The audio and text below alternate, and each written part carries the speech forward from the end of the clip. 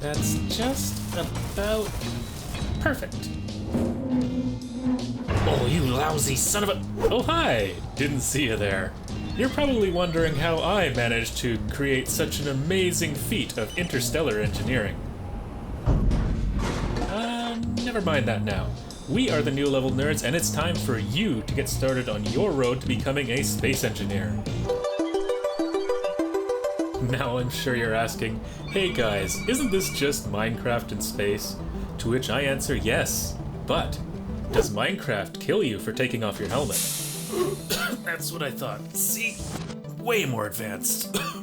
These are your basic building blocks. Your basic building blocks come in regular or fun size and are a variety of shapes, in either light or heavy armor, depending on how much protection you need or how much of your materials you want to waste.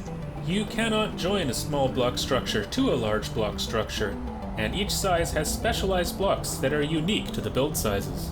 These building blocks are the backbone of all your buildings, vehicles, and flying craft in Space Engineers. You will be building many of them, and frequently will end up with large blocky structures to start with. Not to worry, style and pizzazz can always be added later. Apart from these basic blocks, there are storage system blocks that allow you to store and move materials and supplies where they are needed. Production blocks that allow you to refine basic materials and produce advanced building components.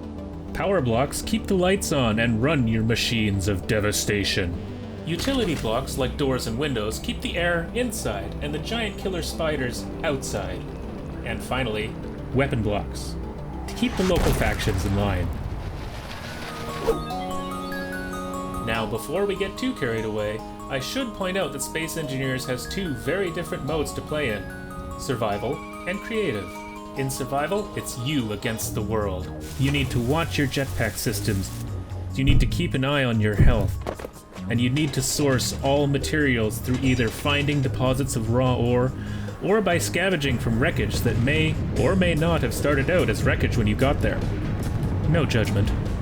The challenge of survival is its most fulfilling part, when you have to literally rip your base out of the ground and shape it from your own sweat and ingenuity. It's just the most satisfying thing to stand back and admire. In creative mode, however, you are a god toying with the matter of the universe for your own amusement.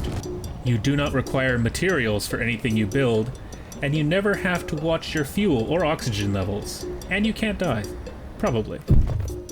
Creative mode is a must for anyone who is building large and resource-heavy projects.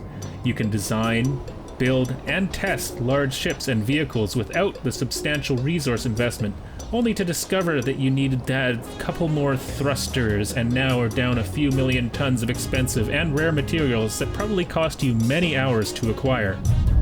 Think of creative mode as the CAD program of Space Engineers, or maybe you just want to have fun and relax after a hard day's work. Firstly, let's run you through the basic controls. I'm going with the keyboard and mouse controls because that's all I've used, and frankly, I have no idea what or even if there are controller bindings for this game. Use the standard WASD to move, jump is space, C is crouch, all basic stuff. F opens doors and operates switches, and G opens your toolbar configuration. This gives you a list of all blocks in the game and allows you to search for specific blocks and drag and drop them into your hotbar at the bottom of the screen. Use the control button and 1 through 8 to switch to different hotbar configurations. That way, you don't need to constantly be reprogramming your hotbar like I was doing for far too long. There will be things that you can't build at first due to an experience tree, but most of the things you need to build first kind of organically open up the rest of the more advanced building. There are also blocks that can only be unlocked with certain expansions and obviously open up when you purchase those subsequent expansion packs. L turns on your flashlight, V changes your view from first to third person, and J opens and closes your visor. I would just leave it closed if I were you. And if you are suddenly randomly taking damage, this is probably why. X activates your jetpack. This is probably the most useful piece of equipment on your spacesuit that isn't directly responsible for keeping you alive. Lateral movement is controlled with the movement keys, and Q and E rotate you left and right. Jump and crouch move you up and down. The Z button activates the dampeners on your jetpack. If the dampeners are on, you will default to a stopped position when you are not pressing the movement keys, wherever you are, regardless of gravity or momentum. If you are careening towards a planet uncontrollably, or you aren't stopping even with the jetpack turned on, check the lower left of the screen to see if the dampeners are on. Also, the jetpack requires fuel to run in survival mode, so keep an eye on that. Now, let's take a run through your basic tools. First, you have your welding torch, which allows you to build blocks. If you have the required materials in your inventory, hitting the block with the welding torch will apply those materials to the block. With the materials list highlighted on the block, it will display your progress bar. Keep welding to complete the block. The grinder allows you to disassemble a block into its basic components. There will be some component waste in survival that shows up as scrap metal, but most components can be recovered. The scrap metal can also be dropped into the refinery to turn back into base building materials for future building.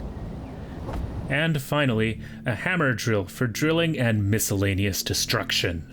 This handy trinket will allow you to render planet and asteroid material down to pocketable sized rubble, as well as allow for shaping to facilitate building. There is an optional mode to auto-discard rubble generated by drilling simply by using the right mouse button instead of the left. This is most useful for clearing space to build and won't leave those little crumbs that interfere with block placement. Holding your hammer drill will also cause nearby ore and resource deposits to show up on your HUD. Before we dive into the different types of blocks, and what they mean for you as a person, we need to discuss the single biggest difference between survival and creative. Keeping your fleshy meat prison from expiring before you can create your masterpiece. You need 3 things for survival in this hellish, or verdant, or vacant landscape. Oxygen for the meaty insides, hydrogen for the zoomies, and power for everything else. All of these can be refueled at a survival pod, or a cryopod, or a medbay if you have the infrastructure set up. Ice is the fuel for all your hydrogen and oxygen needs, so be sure to locate some before you get too carried away. Now, on to the building. Choose the blocks you want to place in your toolbar config and drop them into your hotbar. Placing blocks in Space Engineers is as simple as point and click. All blocks put down in survival require a small amount of materials to place. When the frame is placed, you can add other materials needed for the block with your welder. There is a handy shortcut in your toolbar config for picking the correct materials. Click on the block with the middle mouse button and it will be added to the build planner. With this, you only need to click the middle mouse button on the storage hatch and the materials will automatically be added to your inventory. You can clear all items from your build planner with the right mouse button when you're done with them. Once all items are collected for a build in your planner though, it should auto-clear itself. When you have a block selected, you can scroll through all variations of the block with the mouse wheel. Be sure you have the correct version selected so you don't need to rebuild something because you built an entire deck of a spaceship with interior corners or something horribly unfortunate like that. You can switch between the large and small varieties of a block by pressing the hotbar number. Blocks need to be built on connection sides of other blocks to be part of the same structure. Some blocks have detachable sides on all 6 sides, but many blocks, such as conveyor tubes and windows, can only be built on specific connecting sides. If the blocks are not built attached to the structure, the only way to make them part of the same entity is through the use of specialized merge blocks. A base in Space Engineers requires 3 types of infrastructure: power, manufacturing, and defense. Power requires either solar panels, turbines, generators, or a reactor, but usually it's some combination of all 4. All blocks you build are equipped to transfer power, so no need to worry about wiring. As long as there is a block connecting the generator to what you wish to power, you're all good. Batteries can also be built to fill in the gaps for intermittent sources of power. Remember, in the world of Space Engineers, if something does not have power, it does not exist. That's right. Anything that runs out of power can despawn while you're away, so be sure to keep the lights on, okay? Now, to build things, we need some supplies and equipment. Setting up a manufacturing chain is essential to your advancements as a single or multi-person society. You need to dig the things, to refine the things, to make the things, to make more things. And all those things need places to go. Storage compartments and conveyor systems are the backbone of the manufacturing system. If you set it up right, you don't even need to handle anything from ore to welder. There is lots of customizable functionality such as one-way conveyors and sorting junctions to make everything nice and automation friendly, which is good because moving everything by hand is a ridiculously monumental task. Every part of the manufacturing process or any of the base's functions can be run from the control panels. This is a handy feature to allow access to anywhere that is connected to the base or ship that the panel is attached to. Though it can get a little cumbersome when the number of programmable boxes enters into the hundreds or even thousands. There is a search function built into most menu systems in Space Engineers at least. Even if it's cumbersome, it sure beats scrolling through every single functioning block in hopes that you'll stumble across what you need. You can also add custom names to identify important blocks so that you know which of the 42 conveyor junctions you have sorting your material, or something.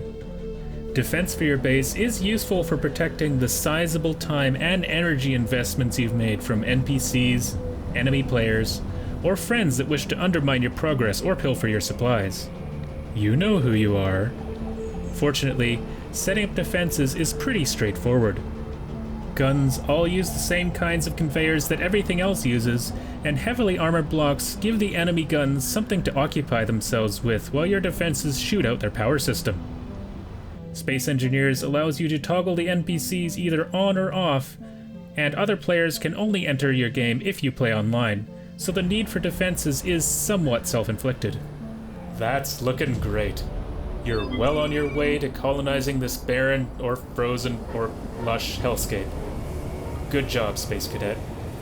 If this introduction was helpful for you, let us know. If not, the best way to let us know would be to hit that like button and subscribe so we'll be sure to see it. Thanks for watching. We are the New Level Nerds and keep reaching for those stars.